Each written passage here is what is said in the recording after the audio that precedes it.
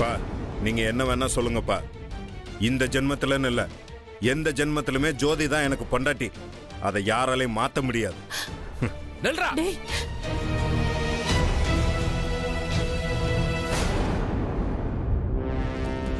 இவ்வளவு பேசுறியே, சரி நான் உன் போக்குக்கே வரேன்.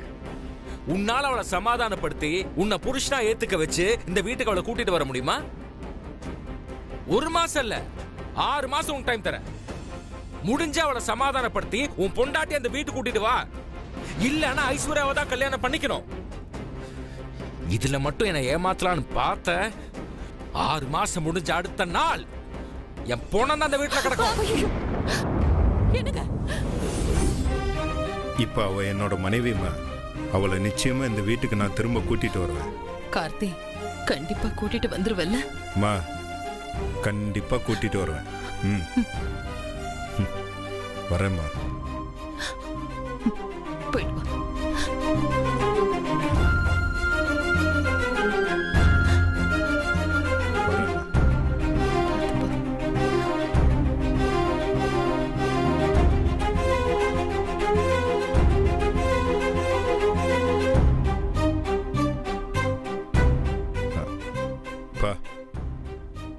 கிளம்புறேன்ப்பா. போயிட்டு வா. நான் சொன்னதெல்லாம் ஞாபகத்தில் இருக்கட்டும். எதுவா இருந்தாலும் உனக்கு 6 மாசம் தான் டைம்.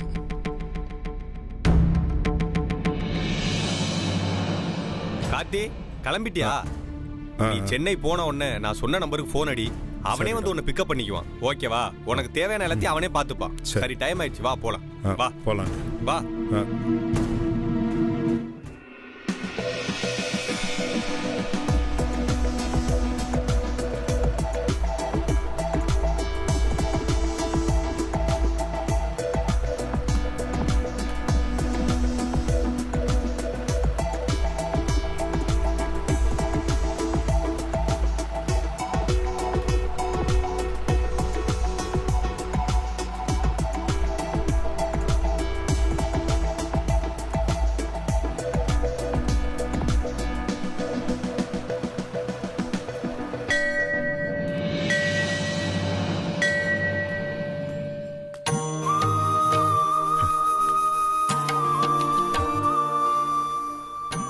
அப்பனே கணேசா, ஊர்ல இருந்து ஒரு வேகத்தில் கிளம்பி வந்துட்டேன். ஜோதி சென்னையில் தான் இருக்கான்னு தெரியும். ஆனால் எங்கே இருக்கா, என்ன பண்ணுறா, எதுவுமே எனக்கு தெரியாதவனா இருக்கேன்ப்பா. அதனால் முதல்ல நான் ஜோதியை கண்டுபிடிக்கிறதுக்கு ஒரு வழியை காட்டு. அதுக்கப்புறம் அவகிட்ட பேசி மனசை மாற்றி என் கூட வர வச்சிரு. என்ன இன்னைக்குன்னு பார்த்து எதுவும் சிக்கலை. பசி எடுக்குது, ஆனா காசு ஒத்த பைசா இல்ல. என்ன பண்றேன்னு தெரியலையே. எங்க அம்மாவுக்காகவாது ஜோதியை என் கண்ணில் காட்டுப்பா. அவங்க மனசு முழுக்க நானும் ஜோதியும் ஒன்று சேரணும், இந்த 2 குடும்பமும் ஒன்று சேரணும்னு தான் இருக்கு. அவங்களோட இந்த ஆசையை கூட நான் நிறைவேற்றலைன்னா நான் அவங்களுக்கு மகனா பிறந்ததுல என்ன பிரயோஜனம் இருக்கு? நீ தான் எப்படியாவது ஒரு நல்ல வழியை காட்டி ஜோதியை என் கூட அனுப்பி வைக்கணும்ப்பா. கணேசா,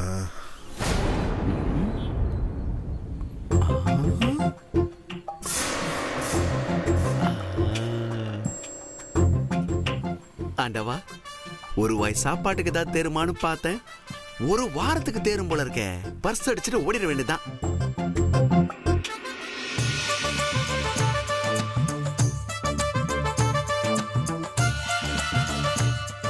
சென்னைக்கு புதுசா வந்த ஆள் மாதிரி தான் இருக்கான். பர்ஸ் அடிச்சுட்டு ஓடிட வேண்டியதுதான். இவன் எங்க வந்து பிடிக்க போறான்?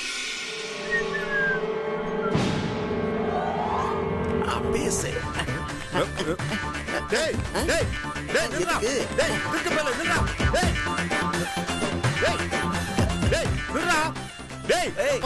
திருப்பி கொடுக்கறதுக்கு அடிச்சிருக்கு.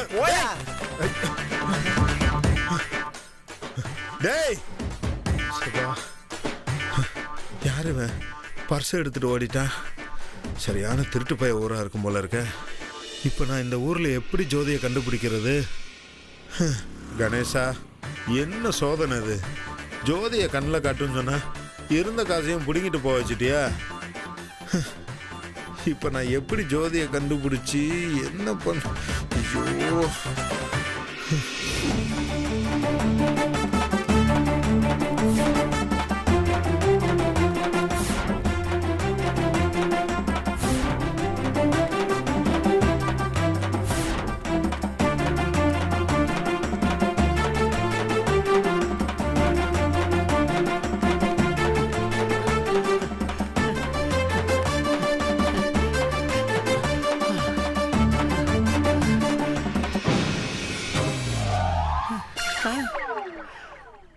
அவன் அங்கேயே நின்னுட்டானா?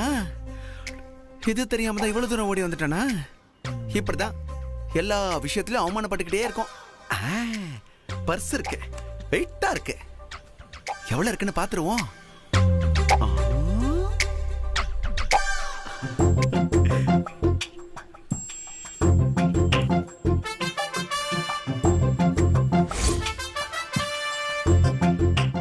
₹20,000.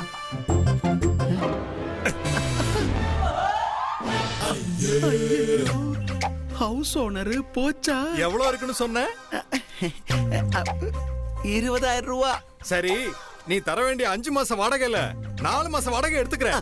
மிச்ச பணத்தை அப்புறம் கொடு. ஓனர் ஓனர் ஓனர் ஓனர் இது வேற காசு ஓனர். நான் உங்களுக்கு தர வேண்டிய வாடகையை 2 நாள்ல கொடுத்துறேன். டேய் டேய், இதெல்லாம் கேட்டு காது புளிச்சு போச்சுடா. ஓனர் ஓனர் இது என் அம்மா ஆபரேஷனுக்காக வச்சிருந்த பணம் ஓனர். தயவு செஞ்சு புரிஞ்சுக்கோங்க, கொடுத்துருங்க. 2 நாள்ல திருப்பி கொடுத்துறேன். இந்த கதையெல்லாம் என்கிட்ட நடக்காது.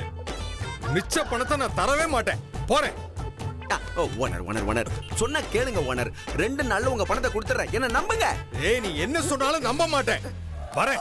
ஓனர் ஓனர் ஐயோ, நாம ஒருத்தங்கிட்ட ஆட்டைய போட்டா நம்ம கிட்ட ஹவுஸ் ஓனர் ஆட்டைய போட்டா அப்படியே. சுத்தமா பணம் இல்லையே. இப்ப பூவாவுக்கு என்ன பண்றது? சரி, தண்ணி தான் குடிக்கணும்.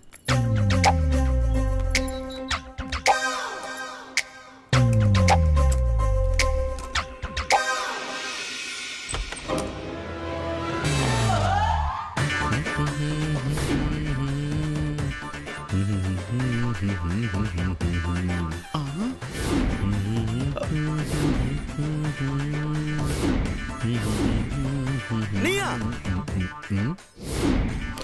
நீயா நீயா டேய், ஏய், நீங்க என்ன பண்ற? போடா திருட்டு பயல. நான் திருட்டு பையனா? பூட்டின வீட்டுக்குள்ள நீ உட்கார்ந்துட்டு இருக்க. நீ திருடனா நான் திருடனா? டேய், திருட்டு பயலுக்கு கேள்விய பாரு. இது என் ஃப்ரெண்டோட அண்ணன் ஹரிச்சந்திரன் வீடு. ஹரிச்சந்திரனா? நம்மள தேடி வந்திருக்கான். நீங்க தேடி வந்த ஹரிச்சந்திரனே நான் தான். நீ ஹரிச்சந்திரனா? ஏதோ ஊர்ல சாஃப்ட்வேர் கம்பெனில வேலை பார்க்கறாங்க மாதிரில சொன்னேன். தம்பி, ரொம்ப யோசிக்காத. நீ தேடி வந்த ஹரிச்சந்திரன் நானே தான். சரி, நம்ம ஊருன்னு சொல்லிட்ட, ரிலேஷன் வேற சொல்லிட்ட. சரி, டீ காஃபி மோர் ஏதாவது சாப்பிடுறியா? டீ காஃபி மோர்லாம் இருக்கட்டும். ஊர்ல ஏதோ நீ ஐடி கம்பெனில வேலை பார்க்குற சாஃப்ட்வேர் இன்ஜினியர்னாங்க. இங்க வந்து பார்த்தா ஆட்டையை போட்டு பொழப்பு நடத்திட்டு இருக்க. ஐயோ, என்ன சொல்லி சமாளிக்கிறது? ஆண்டவா, என்ன சோதனை இது? என் ஊருக்காரங்கிட்டயே திருட வச்சு இப்ப அவங்கிட்டயே நம்ம மாட்ட விட்டியே. என்ன? அது வேற பெரிய கதை. அது அப்புறமா சொல்றேன். ஆமா, உன் பிரச்சனை தான் என்ன? பிரச்சனையா? என்கிட்ட இருந்த ஆட்டையை போட்டேல, அந்த பணத்தை குடு. ஐயோ, பணம்லாம் இல்லப்பா. மொத்த பணத்தையும் ஹவுஸ் ஓனர் ஆட்டே போட்டு போயிட்டாரு. என்னது? நானே சாப்பிடறதுக்கு என்ன பண்றதுன்னு யோசிச்சுட்டு இருக்கேன். இந்தா முதல்ல இத புடி. உன் பர்ஸ வேணா வாங்கிட்டு போ. ஏய், என்னையா பர்ஸ் வெறும் பர்ஸா இருக்கு? அத சொன்னதான் நம்ப மாட்டேங்கிற. எனக்கு ஒரு 2 நாள் டைம் கொடு. எங்கயாவது ஆட்டைய போட்டு எங்கயாவது ரெடி பண்ணி உன் பணத்தை கொடுத்துறேன். 2 நாளா? நீயே திருட்டு பையன், உன்னை எப்படியா நம்புறது? அதெல்லாம் முடியாது. நீ என் பணத்தை செட்டில் பண்ணு. அதுக்கு அப்புறமா இங்க இருந்து கிளம்புற பத்தி யோசிக்கிறேன். அது வரைக்கும் இங்க தான் இருப்பேன். என்ன நீ பணம் கொடுக்கற வரைக்கும் என் வீட்லயே தங்கிடுவ போல இருக்கு. மெட்ராஸ்க்கு வந்த உடனே எங்கடா தங்குறதுன்னு யோசிச்சுட்டு இருந்தேன். இவனே நல்ல ஐடியா எடுத்து கொடுத்துட்டானே. இந்த திருட்டு பையன் கண்டிப்பா பணத்தை தரமாட்டான். இதையே சாக்கா வச்சு கார்த்திங்கயே தங்கிடுறா. இதுல கால வேற. சரி சரி, மெட்ராஸ் வெயில்ல உன்னை ரொம்ப துரத்திட்டு வந்தேனா? டயர்டா இருக்கு. போங்க, போய் சட்டுன்னு சுடு தண்ணி போட்டு ரெடி பண்ணி வைங்க. ஏய் என்ன? என்ன பார்த்தா உனக்கு எப்படி தெரியுது? ஆ? இதெல்லாம் உனக்கு ஓவரா தெரியல? ஆ. நானே வாரத்துக்கு ஒரு தடவை தான் பச்சை தண்ணில குளிக்கிறேன். உனக்கு சுடு தண்ணி கேக்குதா? அதெல்லாம் போட்டு தர முடியாது. என்னது சுடு தண்ணி போட்டு தர முடியாதா? ஆ. பணமா சுடு தண்ணியா? ஆ. என்ன இந்த ஹவுஸ் ஓனரால வந்த பிரச்சனை. போறேன். ஆ. வாக்குப்பட்டேன். என்ன பண்றது? போறேன். சீக்கிரம் சீக்கிரம் 10 நிமிஷத்துல ரெடி ஆனா. ஆ.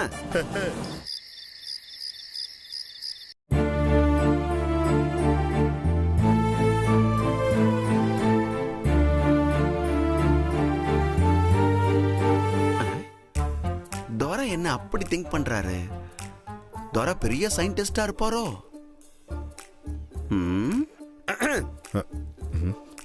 வா பிரியாணி வேண்டியிருக்கேன், சாப்பிடலாம் வா. பிரியாணியா? உங்ககிட்ட தான் காசு இல்லையே, அப்புறம் எப்படி வாங்கிட்டு வந்த? அதெல்லாம் அப்படிதான். உனக்கு இப்ப பிரியாணி வேணுமா வேணாமா?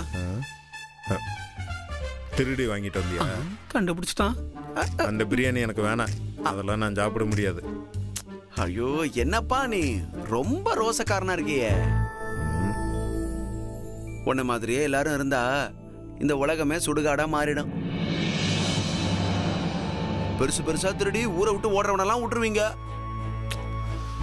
வயிற்று பசிக்கு சின்னதா திருடுறவன்ட்ட கருத்து பேசிட்டு இருக்கீங்க. நீ என்னதான் சொன்னாலும் சரி, எனக்கு இந்த திருட்டு பிரியாணி எல்லாம் வேண்டாம். ஐயோ என்னப்பா நீ பசிக்கு தானே திருடின, அப்படியே பாவம் வந்து சேர்ந்தாலும் அது என்ன தானே சேரும். நீ ஏன் பயப்படுற? பசிக்குதுப்பா, அப்புறம் உடம்புக்கு அல்சர் வந்துட போகுது. இல்ல இல்ல எனக்கு எதுவும் வேண்டாம். அட வாப்பா, ஒரு அண்ணனா கூப்பிடுறேன் வாப்பா. என் அண்ணெல்லாம் திருட மாட்டான், போய. நான் திருடுவேன் வா. ஏ சும்மா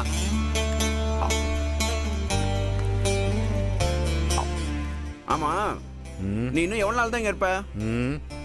நீ என் பணத்தை செட்டில் பண்ற வரைக்கும். என்னப்பா இது, இப்பதான் நம்ம ஒண்ணுக்குள்ள ஒண்ணாயிட்டோம். உனக்கு பிரியாணி வாட்டர் பாட்டிலாம் வாங்கிட்டு இருக்கல. வேணா இந்த பிரியாணிக்கும் வாட்டர் பாட்டிலுக்கும் காசை கழிச்சிட்டு மீதியை கொடு.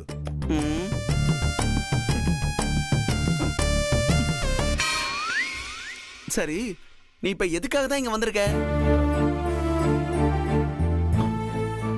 ஏன்பா உன் மூஞ்சி இப்படி போகுது? நான் என் பொண்டாட்டியை தேடி வந்திருக்கேனே. பொண்டாட்டி தேடி வந்தியா? உன் பொண்டாட்டி உன்னை விட்டு ஓடி போயிட்டால? அதுக்கே இவ்வளவு கோவப்படுற?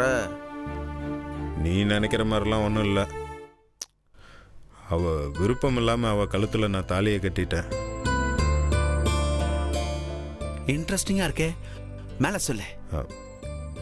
எங்க 2 குடும்பத்துக்கு ஆகாதுன்னு இதுக்கு இடையில எங்க அம்மா ஆசைப்பட்டுச்சுன்னு சொல்லி அவ கழுத்துல நான் தாலி கட்ட பிளான் பண்ணேன். ஆனா அப்பதானே எங்க கல்யாண பேச்ச எங்க வீட்டுல எல்லாருமே எதிர்த்தாங்க. என் அத்தை பொண்ணு கூட எனக்கு நிச்சயம் பண்ணி கல்யாணம் வரைக்கும் கொண்டு போயிட்டாங்கண்ணே. என்ன பண்றது ஏது பண்ணுன்னு எனக்கு ஒண்ணுமே புரியல. அப்போ கல்யாண மண்டபத்துல அவளுக்கே தெரியாம அவ மனவர பக்கத்துல இருக்கும்போது அவளுக்கு தாலி கட்டிட்டேனே. விஷயம் கேள்விப்பட்டு அவங்க அப்பா தூக்கு மாட்டி இறந்துட்டாருன்னு.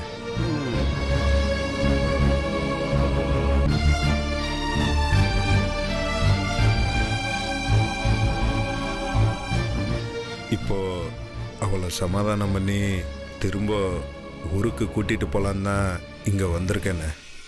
ஆனாலும் உனக்கு ரொம்ப தைரியம் ஜாஸ்தி. அப்போ உன் பொண்டாட்டியோட அப்பாவுடைய ஆசையை நிறைவேற்றணுங்கிறதுக்காக பெரிய வக்கீல் ஆகிறதுக்காக இங்க வந்திருக்காங்க. அது என்னவோப்பா, இந்த வக்கீலும் போலீஸும் எப்பவுமே நமக்கு செட் ஆகுறதில்ல. ஆமா, எப்படி உன் பொண்டாட்டியை கண்டுபிடிக்க போற? எப்படி சொல்லுப்பா, எப்படி கண்டுபிடிக்க போற?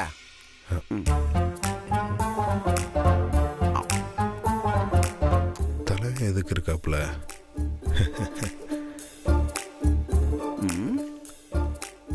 ஏன்பா என்ன இப்படி பார்த்துட்டு இருக்க? உனக்கு வாங்கிட்டு இருக்கல, சாப்பிடு. அண்ணே, அது வந்து என்னையும் பொண்டாட்டியும் எப்படியாவது நீங்க தானே சேர்த்து வைக்கணும். சேர்த்து வைக்கிறதா? ஐயா, அதெல்லாம் முடியாது. என்ன எங்கேயாவது போய் திருட சொல்லு, ஈஸியா திருடிடுவேன். இந்த சேர்த்து வைக்கிறது பிரிச்சு வைக்கிறதுலாம் நம்மளால முடியாது. அண்ணே, உன்னை விட்டா இந்த ஊர்ல எனக்கு யாருன்னு இருக்கா?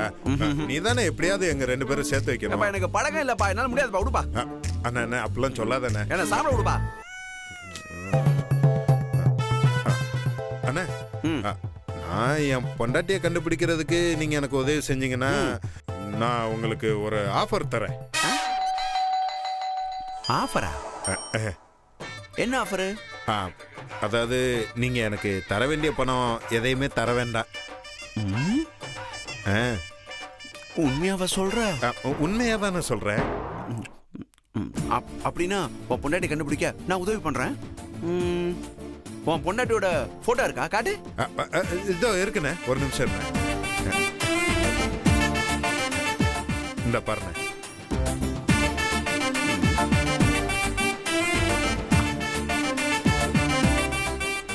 அட இந்த பொண்ணா? அண்ணா என்ன சொல்ற? எனக்கு நல்லா தெரியும்பா, தங்கமான பொண்ணுப்பா. ஆமா, இந்த பொண்ணு எப்படி உனக்கு கல்யாணம் பண்ணுச்சு? ஓ, நீதான் தாலி கட்டினியா? அண்ணே அதெல்லாம் விடுண்ணே. என்னண்ணே எங்க பார்த்த, எப்படி தெரியும் உனக்கு?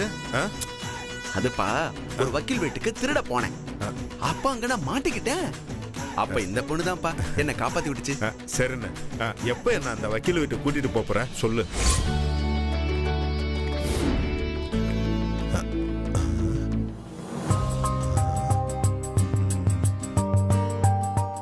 நல்லா பாத்துக்கப்பா, இதுதான் உன் பொண்டாட்டி வேலை பாக்குற வீடு. ஆனா அந்த அம்மா பெரிய வக்கீல். அவங்க பேரு சாந்தகுமாரி. Yes your honour. அவங்க இது வரைக்கும் 999 கேஸ் அட்டன் பண்ணி எல்லாத்துலயுமே ஜெயிச்சிருக்காங்க. அப்ப பெரிய ஆள் தானே. அவங்க மட்டும் இல்ல, அவங்க புருஷனும் பெரிய லாயர் தான். அவர் பேரு சாந்தகுமார். Objection your honour. அவரும் 999 கேஸ் அட்டன் பண்ணி எல்லாத்துலயுமே ஜெயிச்சிருக்காரு. அண்ணா அப்ப ரெண்டு பேரும் பேருக்கு ஏத்தபடி ஒரே மாதிரி தான் சொல்லுங்க. அதான் இல்ல, அந்த 999 கேஸும் என்ன கேஸ்னா, புருஷன் பொண்டாட்டி ரெண்டு பேரும் இவங்க கிட்ட போய் எங்களை சேர்த்து வைங்கன்னு கெஞ்சினாலும் கூட இவங்க ரெண்டு பேரும் பிரிச்சிடுவாங்க. இந்த மாதிரி கிளாமரா ட்ரெஸ் பண்றேன்னு தானே உன் புருஷன் டைவர்ஸ்க்கு அப்ளை பண்ணா. இப்ப சேர்த்து வைன்னு சொல்ற? அம்மா, அவர் எப்பவோ மாறிட்டாருமா. தயவு செஞ்சு எங்களை ஒன்னா சேர்த்து வைங்கம்மா. யோ, எவ்வளவு பொய் சொல்லி கஷ்டப்பட்டு இந்த டைவர்ஸ வாங்கியிருக்க, இப்ப போய் வேணாங்கற? ஐயா ஐயா, அவர் அன்னாளைக்கு முன்னாடியே தெரிஞ்சிட்டேன்னு சொன்னாயா, டைவர்ஸ் மட்டும் வேணாங்க ஐயா. இந்த சாந்தகுமாரி காம்பவுண்டுக்குள்ள நுழைஞ்சிட்டா அதுக்கெல்லாம் சான்ஸே கிடையாது. கோர்ட்ல இருந்து உனக்கு டைவர்ஸ்க்கு ஆர்டரே வந்தாச்சு. புடி. ஏய், சாந்தகுமார் காம்பவுண்டுக்குள்ள வந்தாலே டைவர்ஸ் தாயா. இந்த கோர்ட் ஆர்டரே வந்தாச்சு, புடி. அது மட்டும் இல்ல, இவங்க சின்ன வயசுல இருந்து ஒரே ஸ்கூல்ல படிச்சு ஒரே காலேஜ்ல படிச்சு ஒன்னா ஒர்க் பண்ணி ரெண்டு பேரும் லவ் பண்ணி கல்யாணம் பண்ணிக்கிட்டாங்க. இப்ப ஒரே வீட்ல சந்தோஷமா இருக்காங்கன்னு சொல்ல வர அதானே? அதுதான் இல்ல, இல்லையா? இங்கதான் ஒரு சிக்கல். என்ன சிக்கல்? கடவுள் அவங்கள பிரிச்சுட்டாரு. இப்ப அவங்க ஒரே வீட்ல இருக்கிறாங்களே தவிர மத்தபடி அதெல்லாம் ஒண்ணும் கிடையாது. இப்ப அவங்க ரெண்டு பேரும் கீரியும் பாம்பு மாதிரி இருக்காங்க. ஓஹோ. அண்ணா ரெண்டு பேருமே சின்ன வயசுல இருந்து ஒன்னா இருந்து லவ் பண்ணி தான் கல்யாணம் பண்ணியிருக்காங்க. அப்புறம் எதுக்கு பிரிஞ்சிருக்காங்க? அப்படி அவங்களுக்குள்ள என்ன பிரச்சனை? அப்படி கேளு சொல்றேன். நான் அவங்க ரெண்டு பேரும் 999 கேஸ் அட்டன் பண்ணி ஜெயிச்சாங்கன்னு சொன்னல. ஆமா.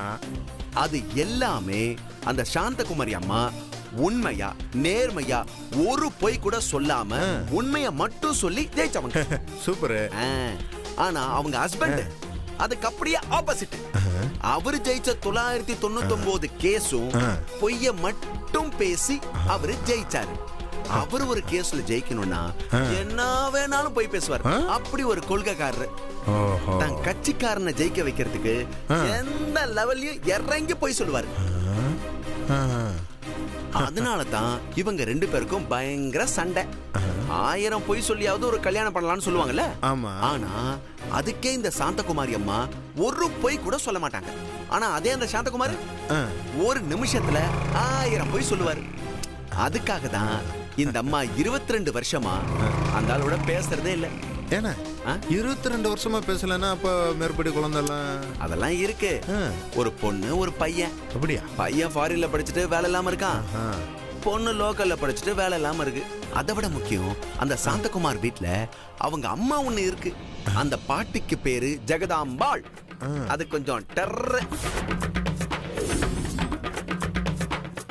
அண்ணே எல்லா டீட்டெயிலும் சொல்லிட்டேன். ஆனா இந்த வீட்டுக்குள்ள எப்படி போறது அத சொல்லவே இல்லையே. ஓ, அந்த வீட்டுக்குள்ள போறதா? அந்த கேட் தெரியுதுல? ஆமா. அந்த கேட்டை திறந்துட்டு உள்ள போயிடலாம். நக்கலு பணம் செட்டில்மெண்ட் ஞாபகம் இருக்குல்ல? ஏப்பா, நான் ஒரு பேச்சுக்கு காமெடிக்கு சொன்னப்பா. நீ எதுக்கும் கவலைப்படாத. அந்த செக்யூரிட்டி கிட்ட சொல்லி நானே உன்னை வேலைக்கு சிபாரிசு பண்ணி சேர்த்து விடுறேன். போதுமா? கேப்பனே வானே.